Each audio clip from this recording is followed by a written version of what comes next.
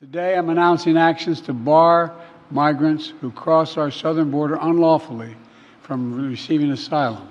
La inmigración en los Estados Unidos es un arduo debate que lleva décadas abierto y en este año electoral vuelve a ser uno de los focos de atención.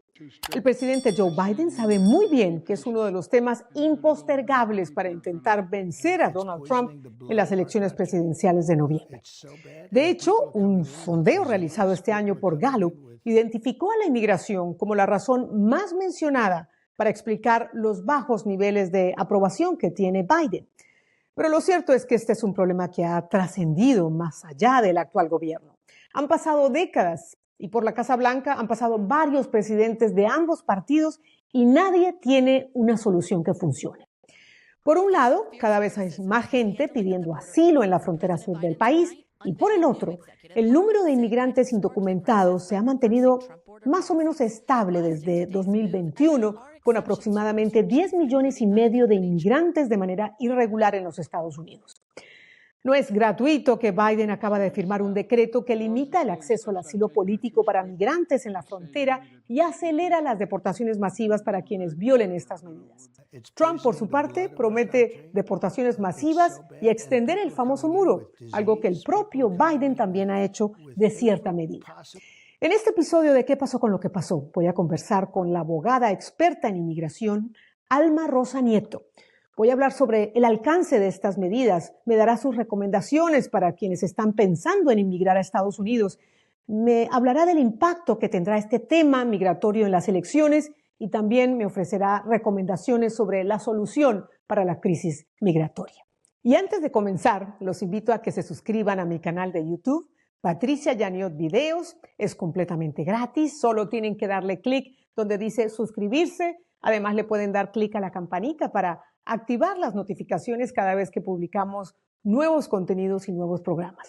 Al suscribirse me ayudan y me dan un gran empujón para seguir creciendo en qué pasó con lo que pasó. Así que les agradezco muchísimo por ese apoyo.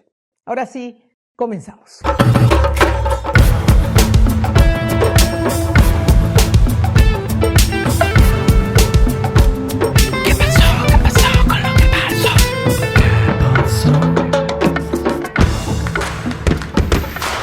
Abogada Alma Rosa Nieto, bienvenida a ¿Qué pasó con lo que pasó? Para hablar de este tema que ha sido noticia en los últimos días, estas nuevas medidas anunciadas por el presidente Joe Biden, medidas que afectarían a decenas de miles de personas que quieren emigrar de sus países y llegar a Estados Unidos por la frontera sur.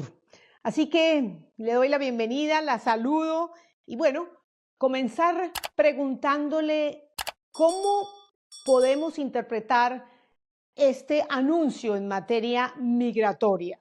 ¿Qué específicamente significan estas nuevas medidas de la Casa Blanca? Bienvenida nuevamente. Gracias, Patricia. Muchísimas gracias por la invitación y un placer en estar aquí con ustedes compartiendo pues lo que he podido aprender a través de 40 años en este ramo de inmigración. Así es que con mucho gusto trato de darles la postura positiva, la negativa, el pro y el con para que ustedes mismos tomen su propia decisión. Lo primero es que esto es obviamente político. Qué raro que este problema viene ya meses y meses atrás, los números incrementando cada vez más y hasta ahora, justo antes del debate presidencial de Joe Biden con el expresidente, que ahora toma medidas y trata de corregir el gran dilema y el gran problema que existe en la frontera México-Estados Unidos. Entonces, esto no es nuevo, pero que hayan tomado la medida ahora, pues me huele un poquito a política. Ahora, para mí, con tantísimos años de experiencia en inmigración, este es solo un curita, una cinta adhesiva sobre una herida muy grande y definitivamente hay que cambiar las leyes de inmigración y espero que cuando lo hagan sea para bien y hagan sus restricciones porque obviamente todo es un balance, ¿no, Patricia? Claro. ¿En qué consisten específicamente estas medidas, estas curitas, como usted lo señala? Así es, consiste en que van a limitar, van a poner un sistema, imagínense, de cuota, ¿no? Que solo 2,500 personas pueden entrar a Estados Unidos y pedir asilo de forma irregular. O sea, hay personas que vienen y se presentan a la frontera o tienen cita por una aplicación que se llama CBP-1 o CBP-1, pero personas que vienen por el río, por cercos, por el desierto, por el mar, entrando a Estados Unidos de manera irregular, al rebasarse 2.500 personas al día, si sigue esto, obviamente antes era ilimitado, ¿no? Llegaban hasta 5,000 y más personas al día. Entonces van a limitarlo a 2.500 y esta es una medida, según ellos, temporal. Eventualmente, si bajan los números, quitan esta restricción. Yo no veo que las condiciones en nuestros países, en toda América Latina, vayan a cambiar, así es que los números quizás sigan siendo altos. Si detienen a alguien entrando de manera irregular, le van a mandar de nuevo regresar a su país de origen, no a México si son de Centro o Sudamérica, sino hasta su país de origen y van a ser expulsados con una orden de deportación, que eso es muy negativo que quede en su archivo, porque les impide poder volver a entrar, pedir visas o hasta ser residentes permanentes. Así es que el castigo por intentar hacer esto, si son capturados, si son más de 2.500 personas, pues es severo. Y esto, como usted dice, posiblemente será una medida permanente, no solamente porque tiene un tinte político, sino porque diariamente hay cifras que superan ese límite, ¿no? En lo que va del año, algunas organizaciones han determinado que ya han entrado 1,5 millones de personas a Estados Unidos ilegalmente. Entonces, esto puede, por supuesto, volverse una medida que se extienda en el tiempo.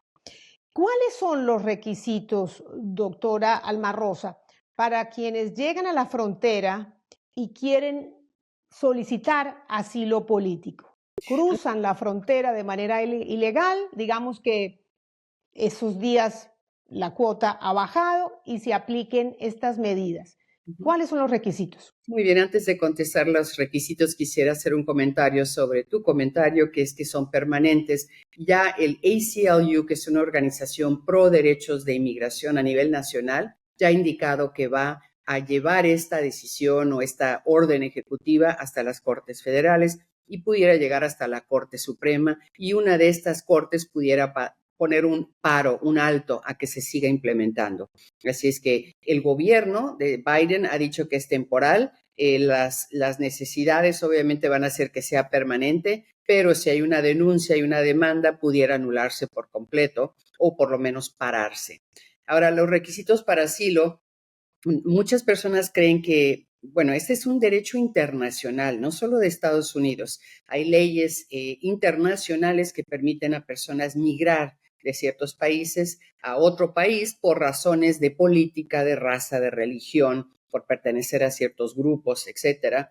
Pero no es, y eso es lo que se malentiende, y también la publicidad negativa y de los que trafican con indocumentados, que dicen que la frontera está abierta y que es fácil y que solo vengan y digan que tienen problemas políticos.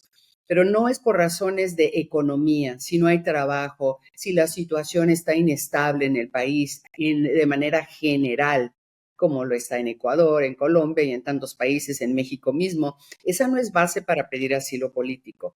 Inmigración quiere ver, o un juez de inmigración quiere ver, que esa persona individual tiene un problema, que si regresa a su país de origen, no a su ciudad, no a su pueblo, a su país, será perseguido, torturado, desaparecido, matado, encarcelado. Entonces quieren ver ese nivel para poder ganar un caso de asilo político, y muchas personas no tienen ni esa documentación ni han sufrido esos daños. Entonces, muy importante que la comunidad que nos escucha acá o los que vienen en camino sepan qué decir, porque el momento en que digan tengo 5 años sin poder encontrar trabajo o no tenemos para comer, es una X, ¿no? En la solicitud. Cuando vienen a la frontera se presentan si tienen una cita con CBP-1, y les van a dar una entrevista que le llaman de miedo creíble o Credible Fear Interview. Ese es un oficial de inmigración que determina si la persona, su caso llega a un nivel donde se pueda considerar que tiene una base de asilo político y es creíble. Si es así, entonces después va a tener entrevistas en el futuro con UCIS. Si es negado con inmigración, que es UCIS, puede la persona no apelar, pero sino renovar su asilo ante un tribunal de inmigración y un juez de inmigración. Estos procesos tardan años. ¿Cuántos años? Varía. Yo he tenido, bueno, ya casi no tomamos casos de asilo político, pero sí los litigué por más de una década. Y ahora están tardando hasta 5 años para poder tener una audiencia ante un juez de inmigración y de 3 a 5 años para que UCIS, Inmigración, decida sí o no de un caso de asilo político. Ahora, quiero plantearle dos escenarios. Uno, que la persona llegue con los documentos, llegue con los antecedentes que se necesitan para acceder a un asilo político en Estados Unidos.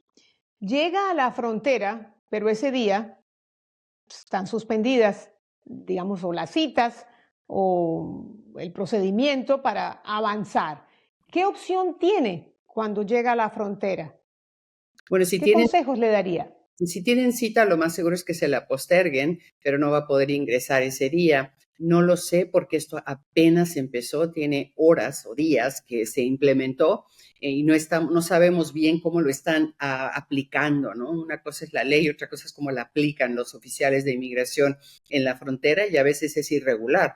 En Tijuana, ciudad San Isidro, que es la frontera con Tijuana, lo aplican de una manera, en Arizona de otra, en Texas de otra, no porque quieran ser buenos o malos, sino porque no hay comunicación o hay más flexibilidad o hay discreción y en unas partes o en unos puertos de entrada son más exigentes, en otros menos exigentes.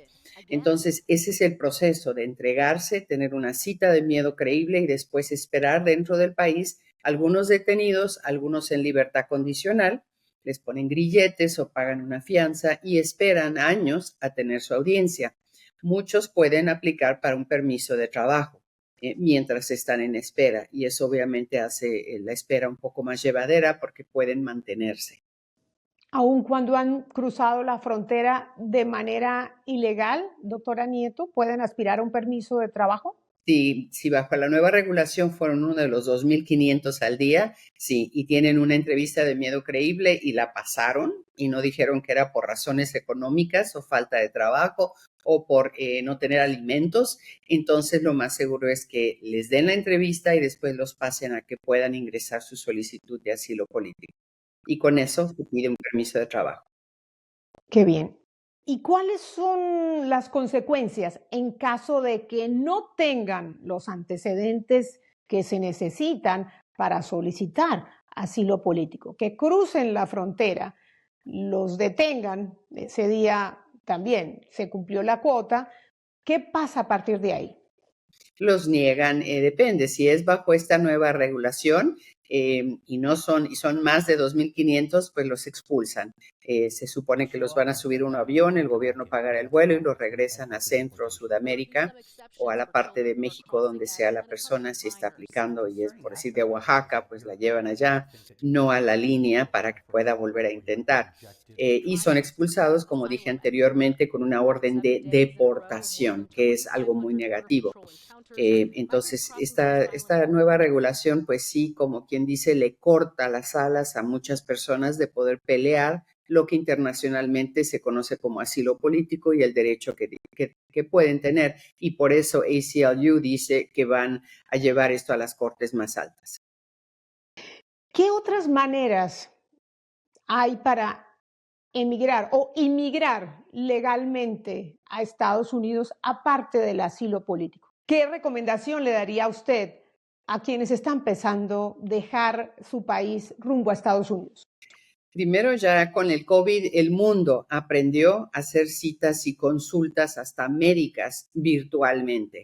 Hacer una consulta con un abogado, no de su país de origen que dice saber leyes de inmigración, no del llenapapeles afuera de la embajada de Estados Unidos en su país de origen, un abogado de inmigración en Estados Unidos. Su familia, ustedes hacen la cita, la concertan, fecha, hora, pago, etcétera, y hablan directamente por FaceTime, por WhatsApp, por Zoom, por teléfono, con un abogado de su situación específica.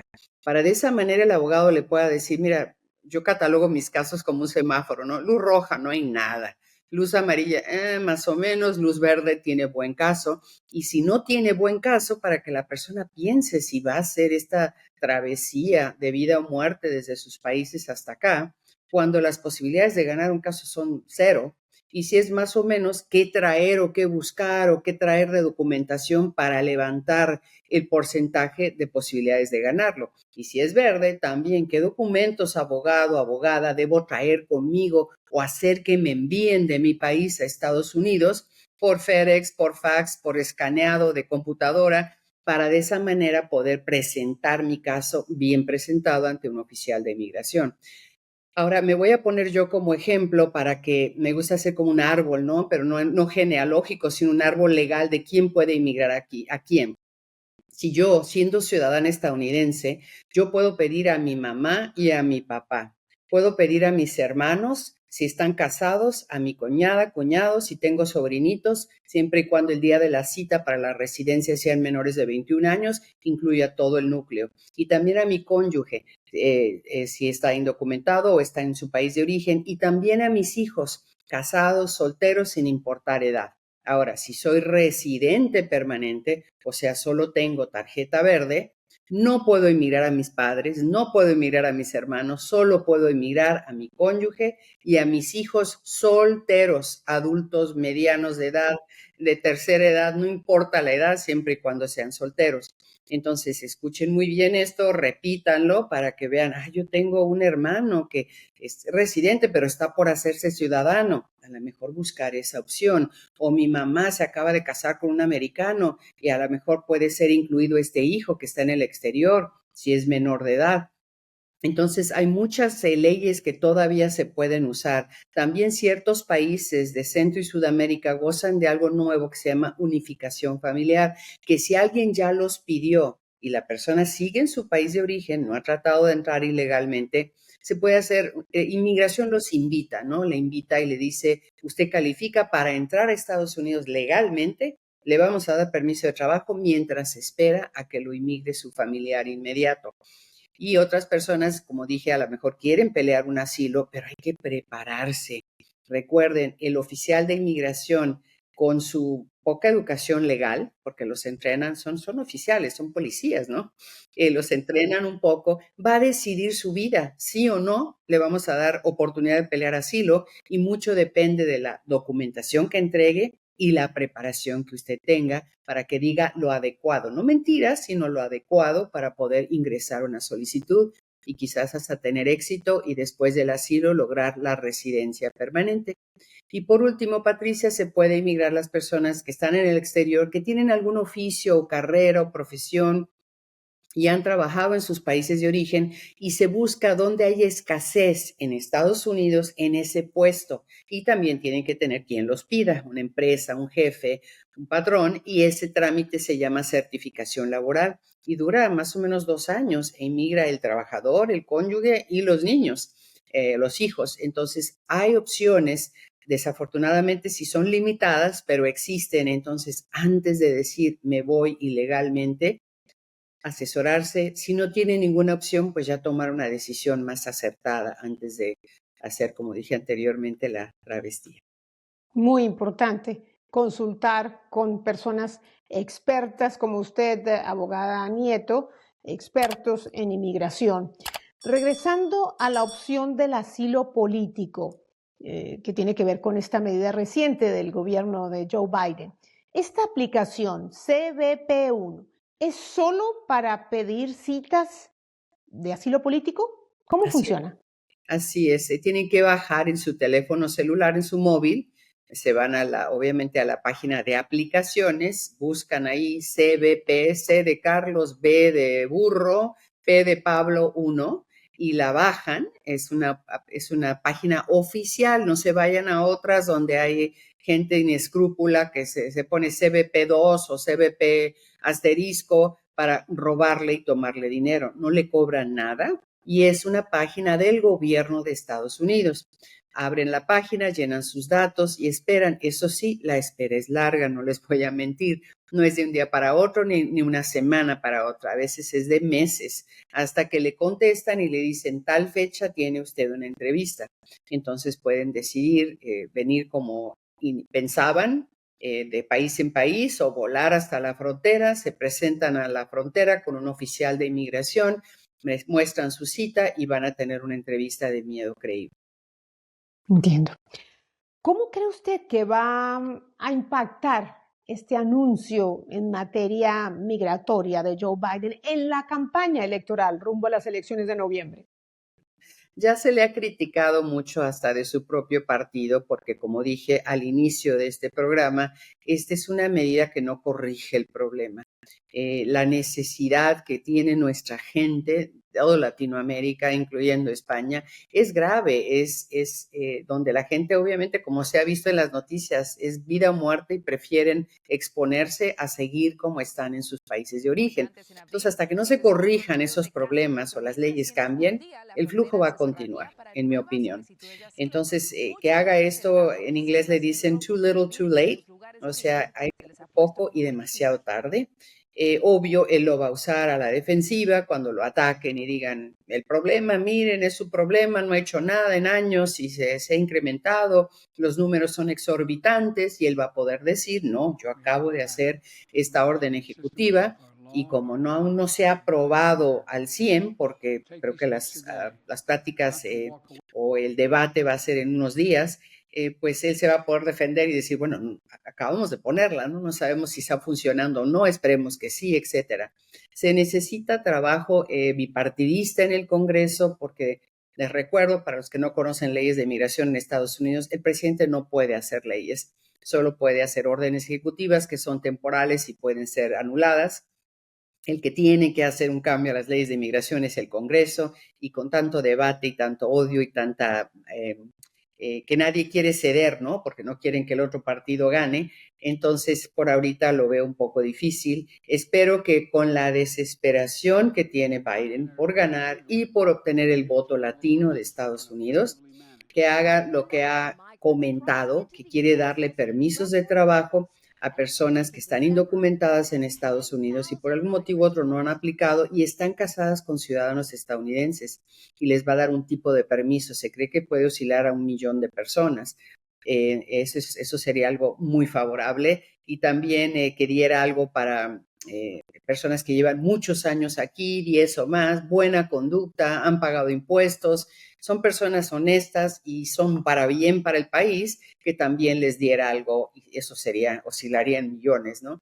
Pero necesita hacer algo así, aunque sea temporal, para que la gente diga, voy a votar por Joe Biden. Además está perdiendo el apoyo de grupos minoritarios como los latinos y los afroamericanos. Si viviéramos en un mundo ideal, abogada Nieto, ¿cuál debería ser la solución para la crisis migratoria?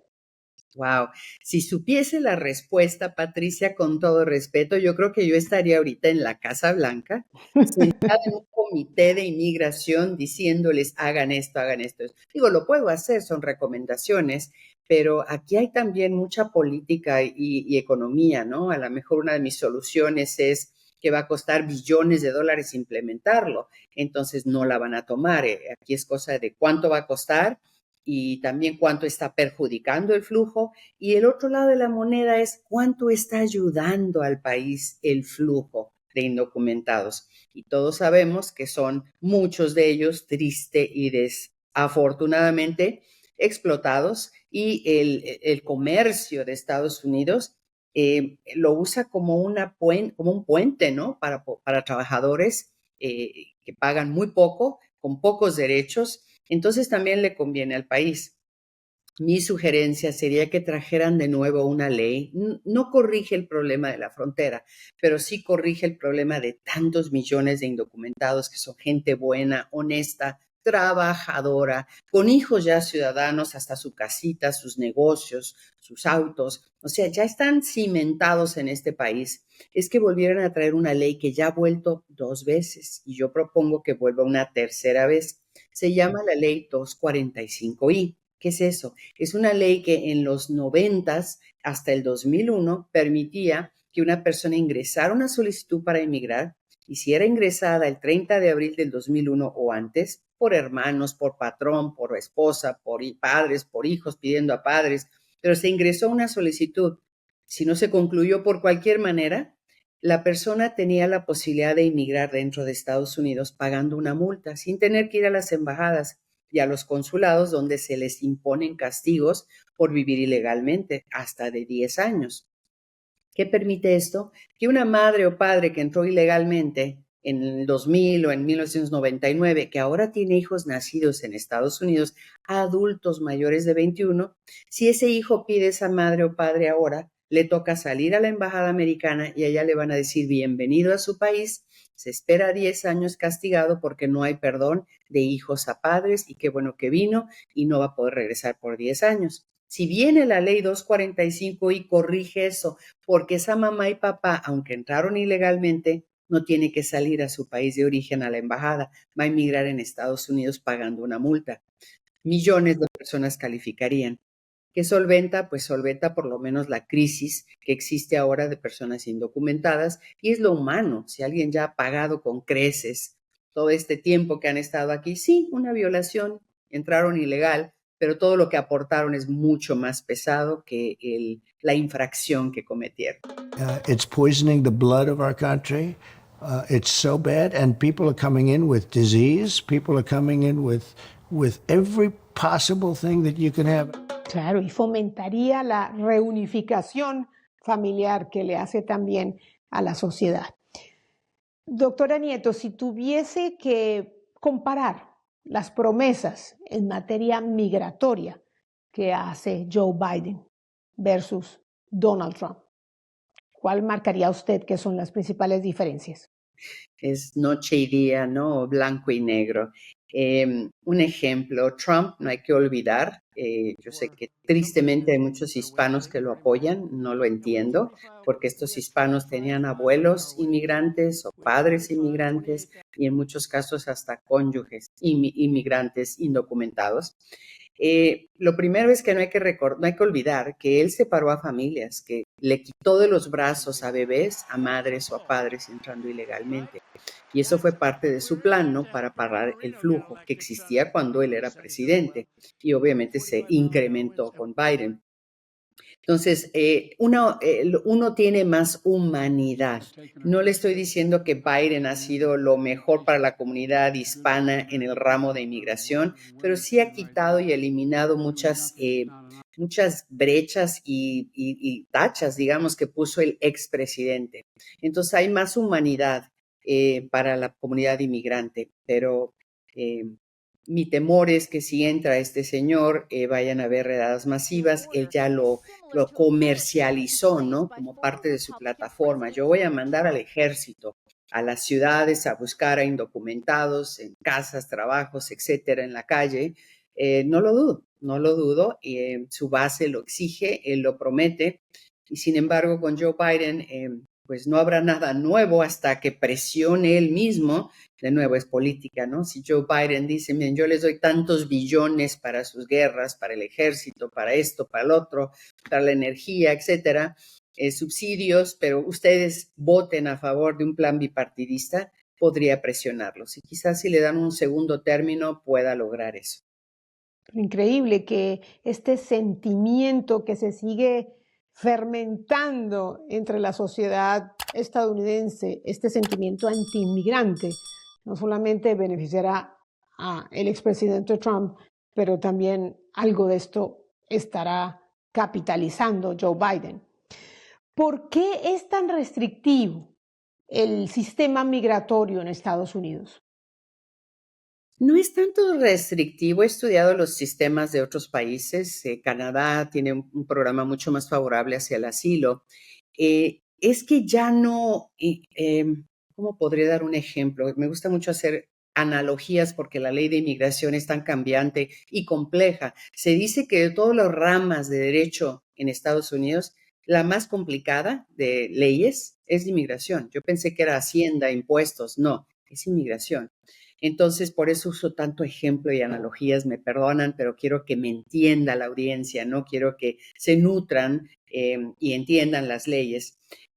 Yo calculo que lo que ha pasado es que es como un saco que uno se puso cuando pesaba 50 kilos y ahora uno pesa 100 kilos y obviamente no cabe, ¿no? Las leyes estaban hechas para desde los 1900 y antes, ¿no? Pero las que estamos usando ahora tienen su origen en los 1900, los 50, los 60, los 70, 80, hasta los 90. Y tenían una expectativa de cubrir a cierta cantidad de personas. Ahorita yo como ciudadana americana, si tengo una hermana en México y la quiero pedir legalmente, ella está en México, yo la quiero pedir, la espera ahorita, Patricia, es de 22 a 24 años para que yo pueda emigrar a esa hermana. Esto es absurdo. Yo como mujer ciudadana, si tengo un hijo que no sé, por algún motivo nació en México o en otra parte del mundo y no es elegible para ciudadanía derivada y yo lo quiero pedir, la espera, y es mayor de 21 años, la espera también es de 20 y tantos años plus, décadas para emigrar y reunir a un hijo con su madre, una hermana con su hermana. Entonces, esto demuestra que las cuotas, el sistema, ya, de nuevo, el ejemplo que di de la ropa y de los kilos aumentados, ¿no? Ya no sirve, ya hay que cambiarlo, hay que modificarlo para las necesidades de los años 2021 y 22, 23 y 2030, etcétera. Entonces, por eso hay que cambiar las leyes también, no solo por ayudar a nuestra gente que ahora existe acá, sino porque ya son obsoletas en muchos campos. Y una amnistía como la que ofreció el expresidente Ronald Reagan, un republicano, en los años 80, ¿es posible ver a mediano plazo? Yo venía de Tijuana de celebrar mi cumpleaños, inclusive cuando se escuchó la noticia mientras esperaba en la fila, cuando Reagan dio la amnistía del 86, que se implementó en 1987 y duró un año, y el plan también para agricultores. Eso ya lleva más de 30 y tantos años, ¿no? Lo dudo, depende de quién va a ganar la Casa Blanca. Si entra el expresidente, lo veo muy dudoso, aunque Ronald Reagan también fue republicano, pero eran otros tiempos, ¿no? Y otro sentimiento, no había ese odio, ese miedo, ese despecho en contra de inmigrantes. Este expresidente ha fomentado mucho el odio antimigrante, entonces veo muy difícil que su base le apoye y el Congreso lo siga en algo pro una amnistía. Si entra Biden, de nuevo es política, ya le sería su segundo término, no tiene nada que perder, así es que espero que presione para que se arregle la situación con un tipo de amnistía. Y por último, abogada Nieto, ¿qué le diría usted a esas personas que dicen que, bueno, este país no puede recibir a tanto inmigrante porque no dan abasto con los servicios de salud, con las escuelas públicas para los niños pequeños, con la posibilidad de que tengan una vivienda digna, con la posibilidad de cuidarnos a todos, porque en algunos casos ha aumentado la criminalidad, que obviamente hay estudios que son clarísimos, dicen que no están asociados con la inmigración, pero ¿qué le diría usted a esas personas que nos escuchan y dicen, bueno, es que no hay país que aguante para recibir tantas personas al mismo tiempo? Bueno, el país, con historia y hasta la actualidad, se ha beneficiado también de la comunidad inmigrante, como dije anteriormente. Trabajo laboral barato, sin repercusiones si hay abusos laborales. Entonces, si un país de alguna manera es porosa su frontera, es también porque no ha cambiado las leyes, pero también quizás económicamente le conviene, ¿no? Entonces, esa es una vista. También hay estudios que muestran que demuestran no solo criminalidad, demuestran apoyo, demuestran crecimiento económico en Estados Unidos, demuestran contribución, como se ha hecho con los Dreamers, los DACAs. La mayoría en la universidad, profesionistas, han emprendido negocios. O sea, la comunidad inmigrante hay que verla desde dos luces, ¿no? La luz clara y la luz oscura. Yo siento que, en mi opinión, y por eso represento y amo a la comunidad inmigrante y he sido abogada de inmigración por 4 décadas, pero yo siento que es algo muy positivo para el país. Sí, los números son grandes y por eso quizás debería haber más control para que estas personas sean contadas, tengan beneficios, puedan mantenerse y de esa manera todo el mundo sabe que en Estados Unidos hay que pagar impuestos y son altos. Y con los impuestos se pagan seguros médicos, se pagan los bomberos, se paga la policía, se pagan las escuelas, se paga la infraestructura. Entonces, por otra razón más, para legalizar a la comunidad inmigrante que está en Estados Unidos, para que contribuyan al 100 y de esa manera el país progrese. Millones de personas estarían pagando impuestos y contribuyendo al crecimiento económico del país, porque son millones de personas consumiendo también en Estados Unidos. Abogada Alma Rosa Nieto, ha sido un verdadero gusto conversar con usted en qué pasó con lo que pasó. Gracias por acompañarnos. El gusto fue mío, Patricia, y gracias por invitarme. Gracias, hasta la próxima. En resumen, si estás pensando en inmigrar a Estados Unidos, consulta a un abogado experto en inmigración. Asegúrate que tienes la documentación necesaria. Habla con familiares que ya residen en Estados Unidos. Importantísimo, no arriesgarte en materia de seguridad a hacer una travesía tan peligrosa sin tomar todas las medidas para llegar a tu destino sano y salvo. Y tampoco arriesgarte a romper las diferentes reglas migratorias en tu trayecto, especialmente cuando llegues a este país, a Estados Unidos, porque esto te puede significar un castigo muy, pero muy costoso. Espero que las respuestas de la doctora Nieto te hayan aclarado la situación y el panorama largo y complejo que puedes enfrentar si deseas inmigrar a los Estados Unidos. Y si deseas contactar a la doctora Nieto, lo puedes hacer entrando a su sitio en la web www.almarosanieto.com.